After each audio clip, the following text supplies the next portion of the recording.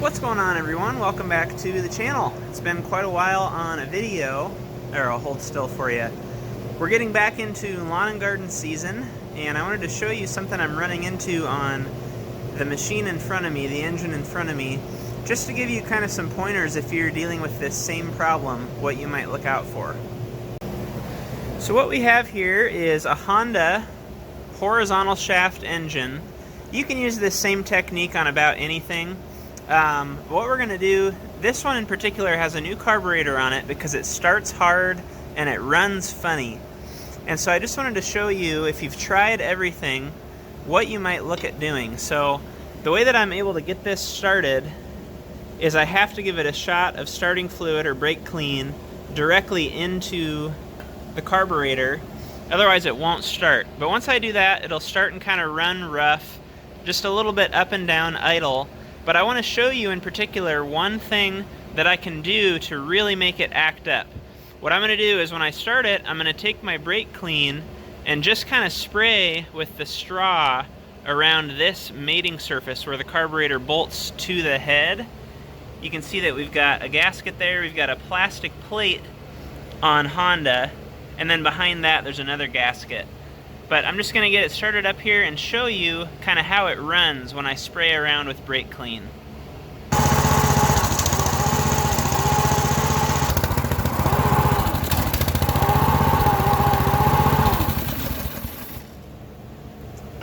So you see that?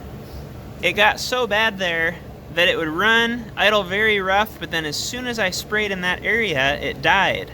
So what's happening is underneath this, we've got something keeping that from being a clean, tight, air-proof mating surface. And so what we're dealing with is a vacuum leak, a big-time air leak, where if I spray additional fuel right in that area and it sucks it in, it kills the engine. And so what should be happening, and I'll show this once we make the repair, is if I spray in this area, there should be no change at all.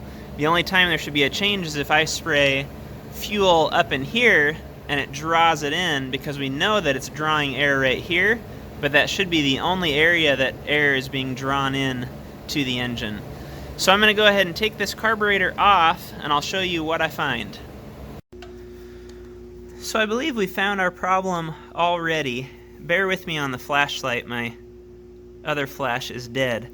So I've taken the carburetor off, just slid off the two 10mm nuts and then the governor linkage and spring there. And this is the gasket that was underneath the carburetor. And what I wanted to show you is if you look at the backside of this particular design of carburetor, there's a channel that runs down here and around like that, and then just a very thin portion here that seals the bore of the carburetor. So we're relying on a gasket strictly on this portion of the carburetor to seal this up against the piece that's behind it.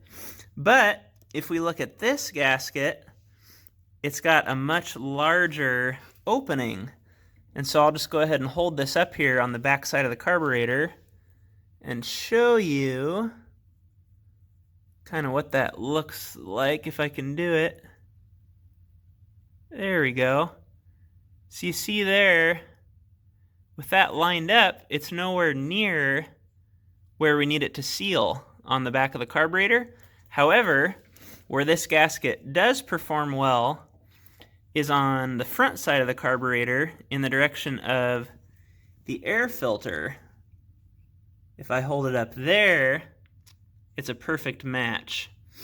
And so this brings up a good point. With Honda in particular, vertical or horizontal, you're going to get multiple gaskets.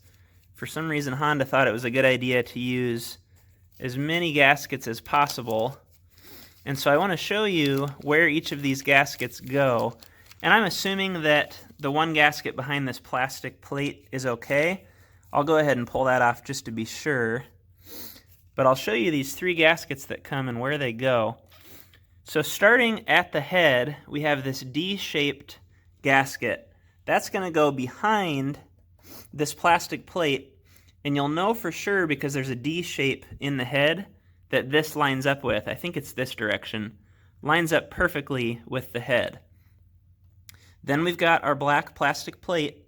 Then we've got this gasket. We know that this is the correct gasket because if you look on the back of the carburetor, it's going to line up perfectly with that small round hole inside the carburetor there.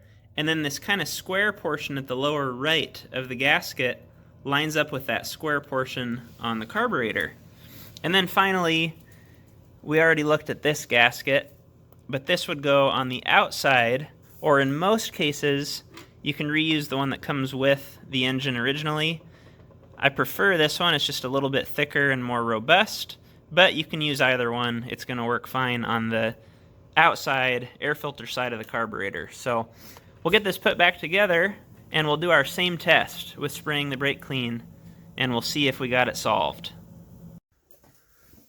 Okay, so let's take a look at how we did, and I'm going to explain what's happening, or what had happened, as we go here. So initially it wouldn't start without starting fluid.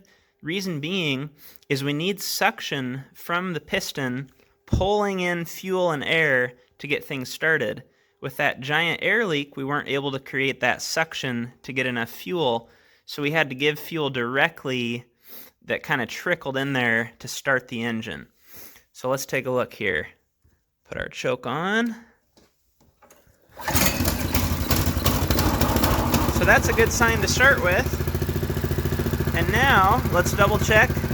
The next thing that happened is if I sprayed fuel right around here, it would die. You can see that now we're in good shape. So it's no longer drawing in the fuel. We got things sealed up. It's going to run like it should. So thanks a lot for watching. Make sure to like and subscribe as always, and I'll see you guys on the next video.